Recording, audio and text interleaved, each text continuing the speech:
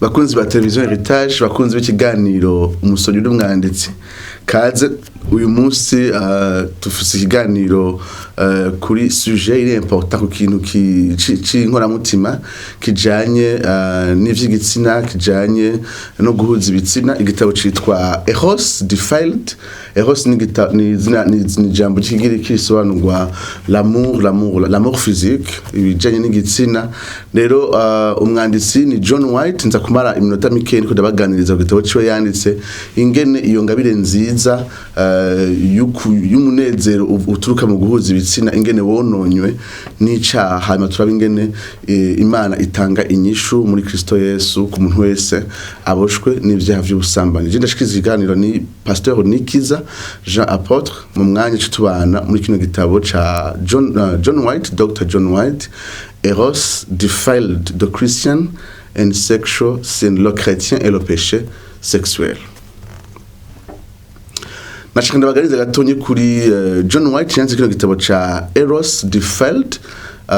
John White ni umwongereza yavukiye i Liverpool mu mwaka wa 1924, 1924, hama yapfuye afite imyaka irenga 80 mu 2002.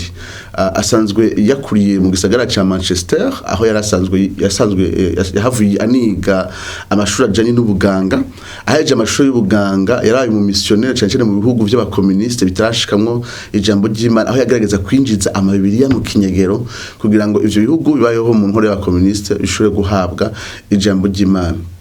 N'umuntu mu nyuma yahavuye yiga ivyigwa vya psychiatrie mu nyuma ku yindi kaminuza, hanyuma araba umumissionnaire akoranye n'ishirahamwe bita New Tribes Mission, aho kumara imyaka hafi 10 aheje kugira mariage n'umudamu we Laureata. Yamaze imyaka hafi 10 ari umumissionnaire mu bihugu bitandukanye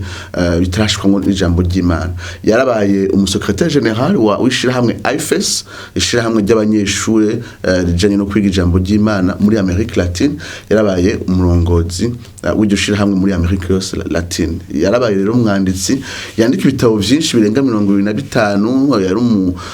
atarapfa, yari umuntu avuga kenshi mu conference atandukanye. Yarabaye umupastori, mbere aranagira ubushakashatsi bwo kuraba ingene ibitangaza n'ibimenyetso bigaragara muri mouvement charismatique cyane ifatanye na Vineyard Movement ya John Wimber, aho yanditse igitabo ciza cyane citwa When the Spirit Comes with Power. Nize kuzomwanya kuganira ko ikindi gihe, aho agerageza gukoresha ubumenyi yize bw'ikiganga, ubumenyi yize bwa psychiatry, ubumenyi yize scientifique kugira ngo yitegereze ibiba mu makanguro nimba bihwanye vy'ukuri n'ubumenyi scientifique, nimba biba ari vy'ukuri, nimba bakira baba bakize, nimba vy'ukuri bibashikira bifise une certaine explication. Ariko no munsi tuganira kuri ivyo, tuzoganira gitabo yanditse citwa Eros Defiled, the Christian and Sexual Sin, ingene ivyo guhuza igitsina vyononywe n'icaha n'ingaruka z'icaha muri kamemere k'umuntu no mu mibereho y'abantu, hamwe n'ingene Imana iduheza inyishu muri Kristo Yesu. Igitabo ca Eros Defiled gifise structure isanzwe, gitangurwa n'intangamarara introduction, hanyuma partie ya mbere ivuga le péché, le sexe et toi, ingene umuntu ameze. Hanyuma partie ya kabiri ivuga les péchés sexuels zitandukanye, tuba tuzigarukako. Hanyuma partie ya gatatu ivuga ishengero hamwe n'icaha c'ubusambanyi canke n'icaha kijanye no guhuza ibitsina, ingene ishengero rikwiye kuvyitwara mu chapitre imwe ya nyuma iryoshe cyane ndaba tuza kurangirizako. Muri make tuvuze iciyumviro kimwe muri kino gitabo ca Eros Defiled. John White avuga ati umunezero uhagaze guhuza ibitsina ni ingabire nziza Imana yatanze, yayihaye abantu. Tuba tubigarukako atariko icaha kimaze kuza umuntu akagwa mu itongo rya Eden, ivyo vyahinduye icari ingabire nziza kuba umuvumo, vyahinduye icari umunezero guhinduka wanashaka umubabaro kuri benshi, ariko dufise ivyizigiro muri Kristo Yesu. Nashaka dufata umwanya rero turabe agace kamwe muri kino gitabo. Ku ntangamarara atangura avuga ati hari inyifato dukunda kugira twebwe nk'abakristo muri rusange, iyo tubonye umuntu yaguye mu cacu ubusambanye canke aboshwe n'ivyaha bijanye no guhuza igitsina, kenshi tuvuga tuti uyu muntu icacu turakivuga, tukibwira abantu bose, turanyaruka kumuhagarika mu ishengero, turanyaruka kubitangaza, turabivuga ati uyu muntu yaguye vyagenze nabi. Bwa kabiri turagerageza kumucakura. John White avuga ati nivyo ni vyiza icaha kucita icaha kandi ni vyiza guhana umuntu mu nzira yo kumufasha tuba tubigaruka ko ingene kwiko byifatamo ariko ati ndibaza yuko kenshi nyifato abakirisu bagira kubijanye n'icaha c'ubusambanyi n'uwakoze icaha c'ubusambanyi kubera uyu muntu yize psychiatre avuga ati ingene tuvyifatamwo binyegeza ivyo yise les peurs inconscientes twenye dusanzwe dufise kubijanye n'intege nke zacu kuvy'igitsina n'ingene natwebwe biriko biratunanira tugaca duprojecta tugaca dufata ubwo bwoba dufise kuri twebwe nyene no kubijanye n'ico kibazo c'igitsina ubwo bwoba akaba aribwo budusunika kwishura kubona kuwo muntu ivyo bintu vyashikiye atariko tuba dukeneye cyane kwifuza kuwo muntu aronka umwidegemvyo uzanwa no guharigwa no kwakira imbabazi z'Imana hamwe no kubohoka kw'Imana muri Kristo Yesu ati mugabo kubera tutanyaruka kumufasha kwakira imbabazi z'Imana ati nuko twishize ngo yuko umenga ico caha yakoze ni kinini gose cyane ku buryo twonyaruka kumubwira imbabazi z'Imana yo afata ibisanzwe ico caha ariko sivyo na gatonya Imana ntigera iduharira vyoroshe uwo muntu cyacu ubusamba cyangwa cyose cyo kuvuga abandi bantu nabi cyangwa kudakunda abandi icyaha cyose giharigwa ku kiguzi kidasanzwe cy'urupfu rwa Yesu Kristo umuntu wari wese yaba wakoroye inda yaba wasambanye yaba uwabeshe bose baharigwa ku rufatiro rumwe kandi ku kiguzi gihambaye cyane urupfu rwa Yesu Kristo ari rwo rufatiro rwo guharigwa kuri twese ivyo rero nukuri haba ku wasambanye cyangwa ku muntu yabeshe John White mu ntangamarara acha dufasha kugira ingitwe nk'abakristo ingendo kwitegereza ibijanye n'umunezero uzanwa no guhuza ibitsina agaragaza kudufasha mu bintu kugira ivyumviro bitatu bikomeye nk'abakristo kubijanye n'umunezero uzanwa no guhuza ibitsina two kwita le plaisir sexuel ubwa mbere avuga ati twakwiye gutahura yuko umunezero uzanwa no guhuza ibitsina ari no plaisir sexuel umunezero ufatiye ku gitsina reka tubite umunezero ufatiye ku gitsina uwo munezero si satani yawuremye ni Imana yawuremye hano cha twibuka C.S. Lewis ahavuga ati erega igitsina nticaremwe na satani caremwe n'Imana kandi uwo munezero ufatiye ku gitsina si satani yawugenye ni Imana yawugenye hari ukuntu Imana yaturemye avec un système nerveux udutsi tugize imibiri yacu ari natwe tunaduza uwo munezero ufatiye ku gitsina ati rero si kintu satani yaremye ni kintu Imana yaremye ubwa kabiri turakwiye kwibuka yuko umunezero ufatiye ku gitsina atari yo ntumbero y'ubuzima ahubwo ni un sous-produit ni kintu gifasha iyindi ntumbero nini gusumba ubwacu ico gikorwa cyo kunezererwa amabanga mpuzabitsina hano rero ni ikintu gikomeye gose cyane kuko uyu nk'umuntu yize psychiatre asanzwe azi amateori menshi ya Sigmund Freud uwo bita le père de la psychanalyse moderne uyu mu Autrichien mugabo abamukoye yari umuyuda yari umuyahudi mugabo akaba yari umu Autrichien naturalisé asanzwe rero yarashizeho ivyigwa bijanye na psychanalyse yatangije ivyo bya psychanalyse avuga ati umuntu ni kirema gifatiye ku gitsina ivyo akora vyose ivyo yifuza vyose indoto zose inyifato zose afise bishobora gusigurwa dufatiye ku gitsina uyu mwanditsi rero John White avuga ati ivyo bintu sivyo na gatonya Sigmund Freud yarashize abantu ahantu abiyumvira yuko ibintu vyose bizunguruka ku gitsina sivyo na gatonya Imana yatumye kugira ngo tugire umunezero muri iyo niyo ntumbero ya mbere y'ukubaho ibisigaye vyose bidufasha kubandanya kunezererwa Imana n'ingabire zose itanga bwa gatatu bizushikana ahantu gatatu umunezero ufatiye ku gitsina Imana yawugenye ko umuntu awukonsoma awujya ari mu muzingi wa mariage hano rero biroshe kumuntu avuga ati reka rongire mariage kugira ngo ivyo bintu ndabigeko avuga ati iyo mariage ubwa mbere na mbere igamije umunezero ufatiye ku gitsina iyo mariage ntizoteba kugwa iyo mariage ntizorama ati kuko mariage ubwa mbere na mbere ni isezerano hagati y'abantu babiri kugira ngo basangire apana gusa umunezero w'igitsina basangire urukundo basangire gufashanya kugira ngo bashigikirane mu gukura mu Mana mu kunezereza Imana kugira ngo bashigikirane bafashanye kugira ngo umwe wese muri bo atunganirwe kandi byose bihesha Imana icubahiro ati rero ikintu kijanye no guhuza igitsina kigaragara novuga nk'ikimenyetso nk'umuhuri kuri uko kwiyemeza muri iryo sezerano ariko sivyo bigize iryo sezerano rero muri yo ntangamarara aduheza ivyumviro rusangi imbere ko ahava agenda kuri parti ya mbere yitwa icaha igitsina hamwe na wewe hano rero John White acha dufasha kuraba ibijanye n'igitsina arabe mu marori atatu no kuvuga la science, la société et la religion. Avuga ati la science kubera itwigisha ingene uburyo tunezererwa igitsina bifatiye ku mategeko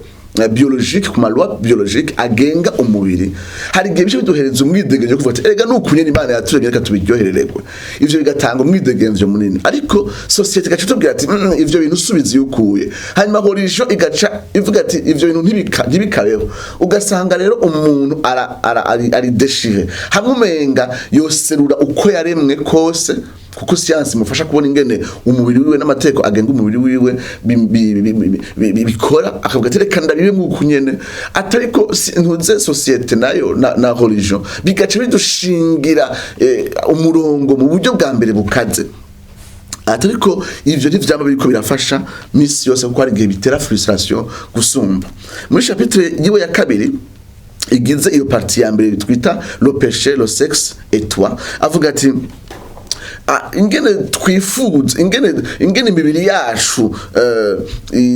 ikoze, hariho ibijanye n'igitsina kandi ivyo bifatanye n'ingene tumeze kandi n'umugisha w'Imana. Ico Imana yifuza ko twihana canke twumva ko dufise isoni canke twumva ko dusantamwe culpabilité na honte, singene turemwe mugabo n'ingene twakoresheje nabi canke twatumbereje nabi ingene turemwe, n'ingingo mbi twafashe yo gukoresha nabi ingene turemwe. Rero siyansi iradufasha kubona ingene turemwe, mugabo Bibiliya iradufasha kubona ingene dukwiye gukoresha neza no gutumbereza neza ingene turemwe. Novuga ko parti ya kabiri ya mbere ihereraho abari kugerageza kuvuga igizwe n'amashapitre 2 meje kuvuga, ariko aza gutebera ku chapitre 3 aha agerageza kudondagura ivyaha bitandukanye. Nazo ko parti ya gatatu yitwa les péchés sexuels. Les péchés sexuels aza kudondagura mu chapitre ya gatatu avuga kujanye na masturbation, ijanye no kwinezereza mu kugerageza gukora ku bihimba vyawe vy'irondoka. Ubwa kabiri aza chapitre 4 avuga kujanye no kurangura amabanga imbere yabubatse imbere yuko umuntu yubaka. Chapitre 5 avuga kujanye n'ingene abantu bahemukirana muri mariage bikashobora gutuma haba divorce, akavuga n'ikintu ca mariage nimba umuntu yemerewe gusura kandi kubaka yamaze kwahukana. Chapitre 6 avuga kuri homosexualité. Chapitre aza guteba ko gose cyane kuri no guhuza ibitsina kuba bisangiye. Hanyuma aza kurangiza ku chapitre 7 avuga yandi ma déviation sexuelle nko kugenda uri gusa, nko kuguma wifuza kuraba abantu bari gusa, canke gusambana n'abana, canke kwifuza abana, gusambana nabo musangiye amaraso,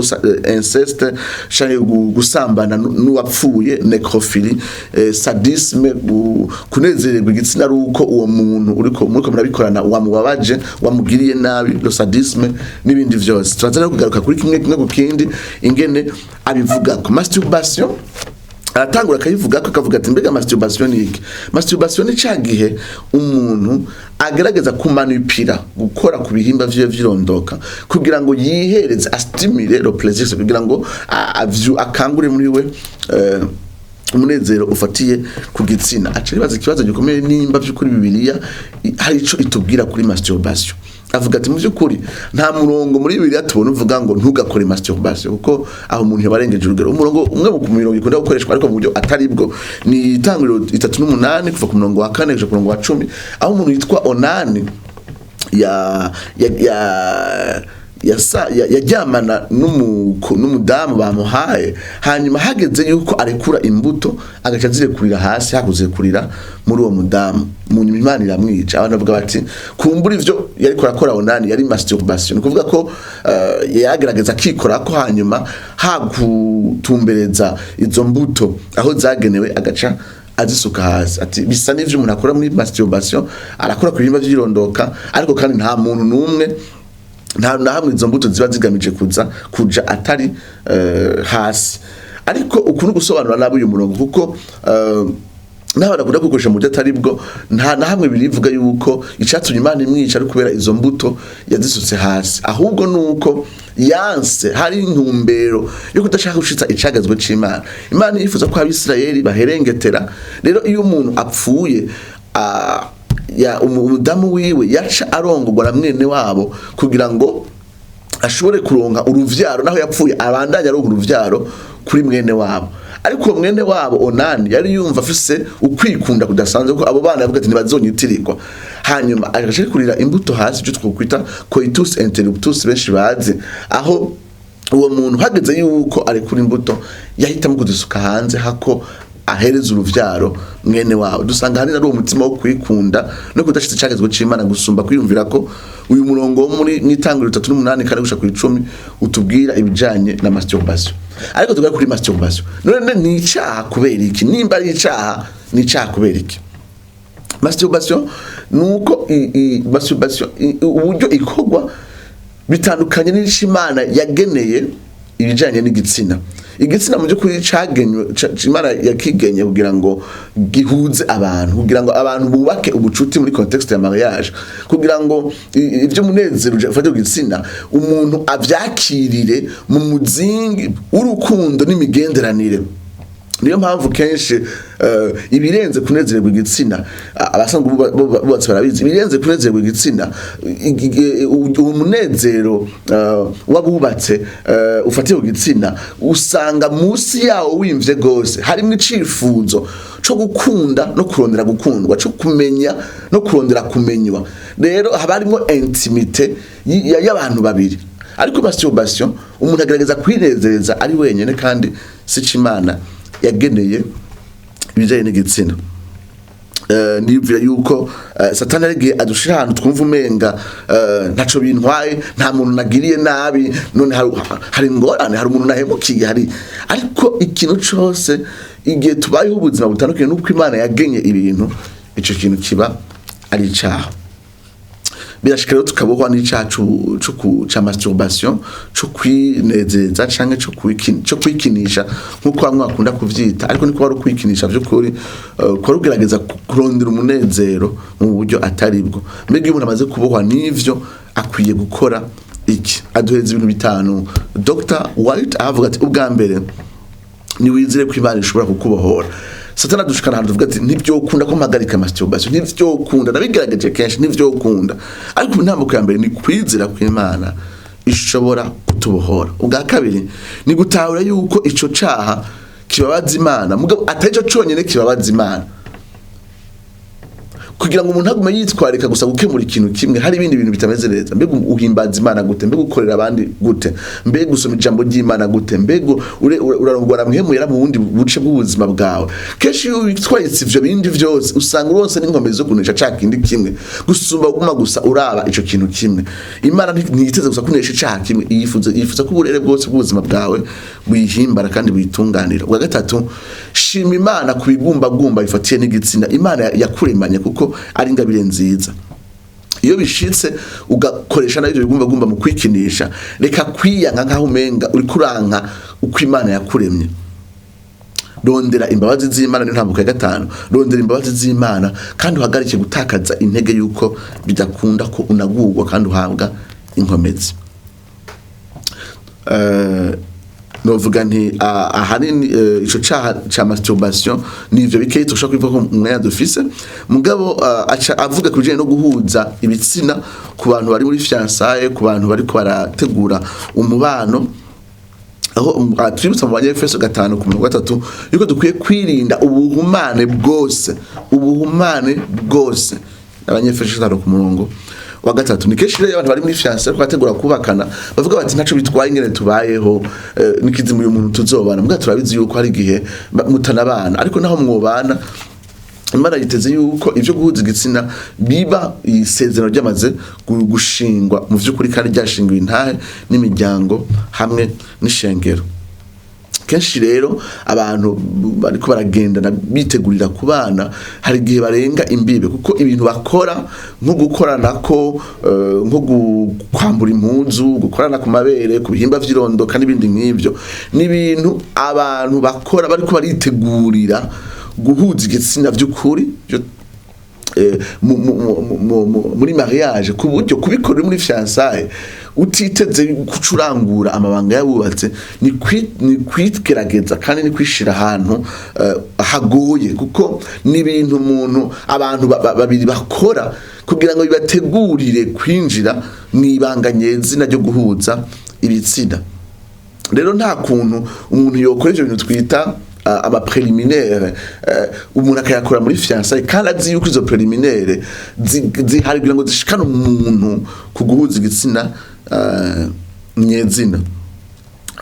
Ni vyiza rero ko umuntu yiga kwirinda ntave yatsa umuriro kandi hataragira yuko uwo muriro awota mwisezerano ry'urugo.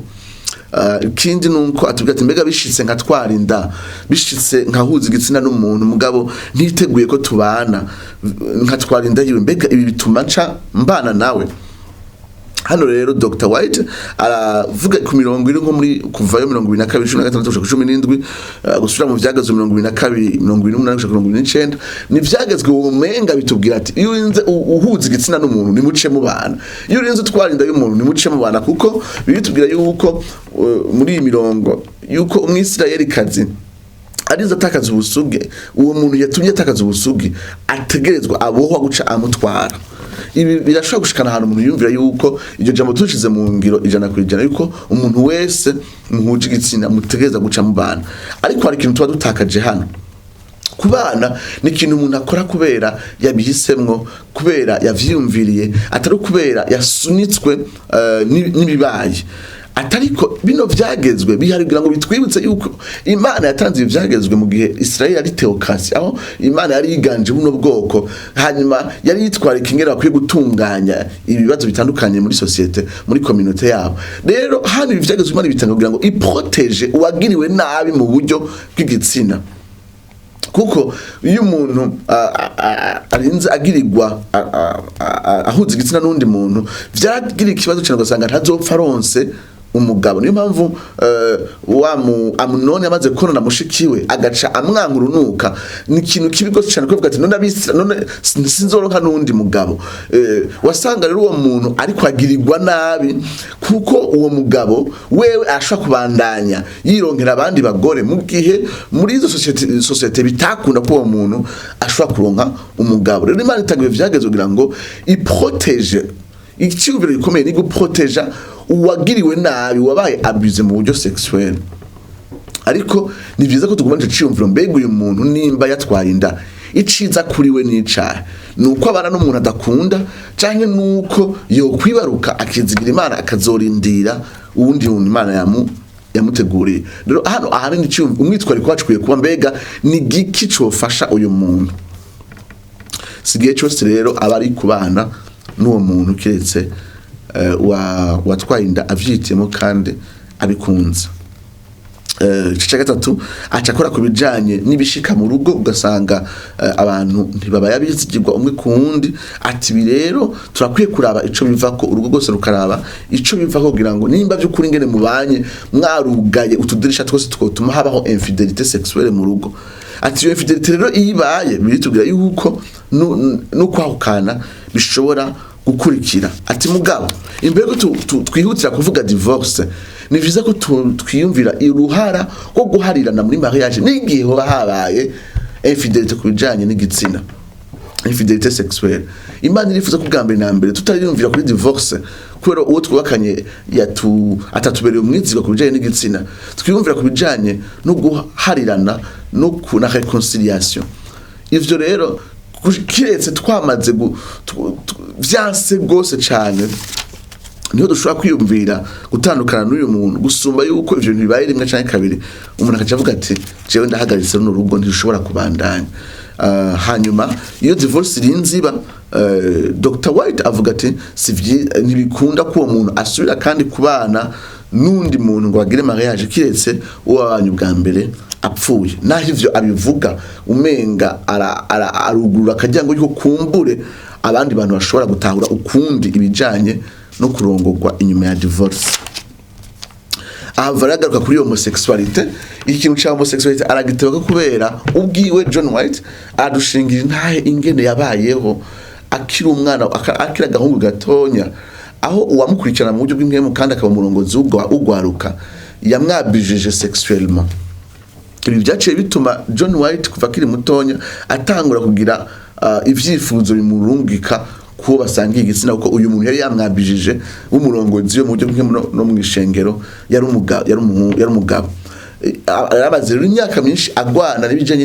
n'ivyifuzo bimurongorera ku muntu basangiye igitsina gushikaho Imana inamubohora. Rero agerageza gufasha abandi bantu ingene Imana ingene gushikira ku kubohoka vy'ukuri. Bwa mbere ni kumanza tukemera yuko ico kintu Imana icita icaha. Ni kenshi twiyumvira tuti jewe nukunyene naremwe ati jewe nta kundi kuntu bigenza, ugasanga umuntu agereza kurondera izindi nsobanuro. Ariko Dr. White avuga ati ha pourcentage ntonya y'abantu baba homosexuel cyangwa bahuza ibitsina babisangiye bishobora kuba bifite insiguro scientifique kubijanye n'ingene ama hormone yaba ameze n'ingene imibiri yabo imeze, bikaba vyorohereza iyo orientation sexuelle. Mugabo abo bantu ni bake cyane rwose ku buryo navyo nyene bidashobora gusigura ingene hari movement idasanzwe abantu benshi bari kubayijukira guhuza ibitsina babisangiye. Ati je ico ntahura nk'umuhinga nuko bwa mbere na mbere ivyo guhuza ibitsina abantu babisangiye ntibifatiye kuko umuntu ameze, bifatiye n'ivyo akora. Ntibiyagaze guca umuntu ari ingene yavutse, bifatiye kuvyo akora kuri pratique, kuvyo kubitandukanye bigize kahise kiwe na kubu bigenda vyubaka iyo nyifato, hanyuma n'umubiri ukatangura nyene kwiforma bivanye nako kamenyere.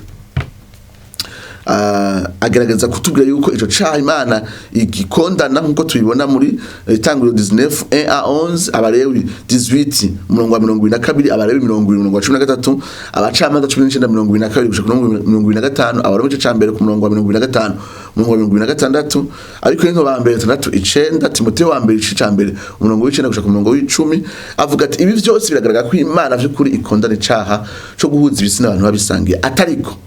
nitwibaze yuko